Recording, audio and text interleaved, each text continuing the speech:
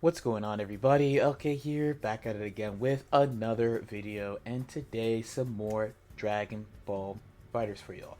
And this time I want to rank the Season 3 DLC only. So I still think it's a little too soon to rank SSJ4 Gogeta specifically, but at the end of the season I tend to look back at the characters they've released and just give my overall opinions on them. So starting from the bottom, let's start with Baby. Hey Lois, it's me, the baby. Let's go. So, Baby is the second to last character they released. They released him in January. He got released with a little baby patch as well. So he's a zoning type character that can summon the opponent's assist when he kills them. This is a very unique ability that basically hasn't been seen in any other versus game as far as I know. So I put him here because I think he's the least developed out of all the season 3 DLC. It's not that he's like super new. Again, he's the fourth character that came out. He got a lot of hype when he did come out because of the ability to summon the enemy's assists, but people found him to be a little bit tricky. He has a lot of character specific combos as well. I find that his neutral has some potential, and of course, especially with GT Goku A assist being nerfed, the B assist that he has is an extremely powerful, really hard to deal with assist. For comparison's sake, I compare him a lot to Janemba in Season 2, where I thought Janemba always had a lot of potential, but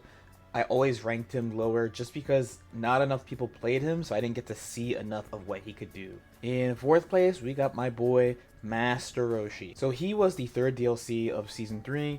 He is pretty interesting. So he's not that common right now. When he came out, a lot of people ran him just for the assist. His B assist specifically is really powerful even after they nerfed it in the baby patch. He also doesn't have a super dash, but to compensate, his super dash on the ground straight up ignores Ki Blast. It doesn't just graze through them and flies at you. So he has a pretty different neutral game compared to other characters. That being said though, he isn't without flaws. So in my opinion, he has two really big flaws. I've been playing him since he came out non-stop. One, he doesn't really have like a low committal full screen presence. He has to pretty much use beams or super dash towards you. And two is that when he's above an opponent, he's actually pretty weak. He has a lot of stuff to alter his air momentum when he's in the air, like his various air super dashes, jump too heavy, jump 2M, JS, and notably 2S. But all these things are pretty vulnerable to super. It isn't that easy for him to hit super dashes from under, so you have to kind of respect people who run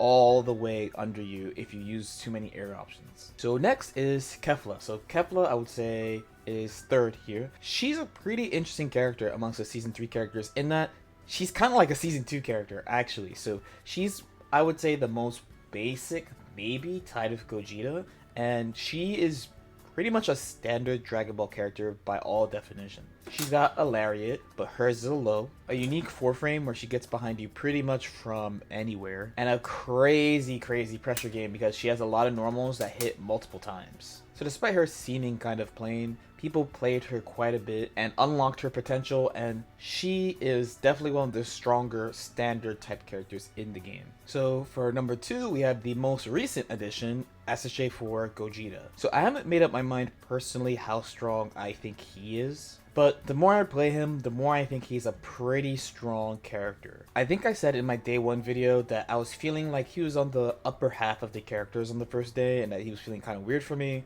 But as time has gone on, I've been thinking he's like top 10 probably. I still haven't like really settled on how good I think he is for sure yet, but I definitely think he's a top tier character already. So he's a pretty interesting design in that he doesn't really have full screen presence at all, but he does have something to force the opponent at him, which is the taunt. He also is outrageously mobile compared to other characters because he could double jump and air dash, aka he has 2 air dashes. In the case you're not necessarily able to do one of these style of mixes, he has 6H, which has a layered selection of high, low, bait options, or command grab, or any special move if you feel like it, which while you can defend some options, you can't really defend all of them at the same time, and he does a lot of damage without assists as well. He can pretty reliably 2-touch characters. But then on the other hand, his assists are not so great. So he has the level up assist, the lariat assist that basically everybody uses, and the DP assist. Now, one of the biggest things about him when he dropped is the fact that when he maxes out his levels, he can instant kill your character with his alternate level 3. And while people thought that was kind of hard to get at the start, over time, actually pretty quickly, people have found ways to integrate this into their game. Meaning, when he's beating you, and there's also like a comeback factor that he has that other characters don't. So the last one, the number one character in this season pass, I think, and I don't think any of you are surprised by this, is definitely UI Goku. So saying people hated this character is a real understatement. He's a pretty simple character and he was really strong.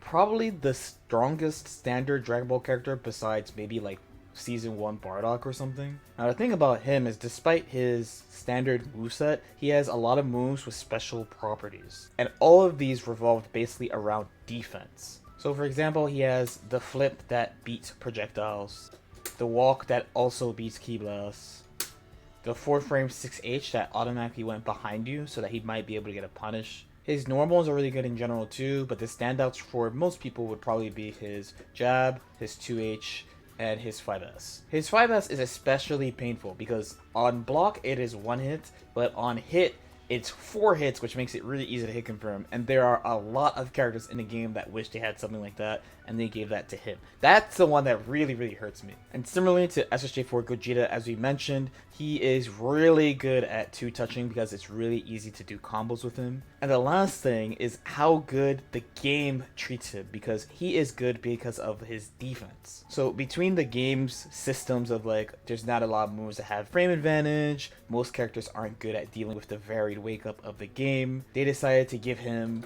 a normal DP, a frame 1 counter super that you can't safe jump, a huge 4-frame that you can't backdash, and this special DP that tackles to you from anywhere, which I don't know who thought of that, but they gave him that. So he has all these extra defensive options in addition to your normal reflect, level 3, mash, etc. People didn't really like my take on the character that you could deal with everything, which you could. But all that aside, this whole combination of tools makes him the best. And many people consider him the best character or like top 3 for free. Okay, so that's my ranking for the Season 3 DLC. Let me know if you have like a different order or if you think I'm capping, whatever. No cap. As usual, if you have any questions or comments, feel free to leave them in the comment section below.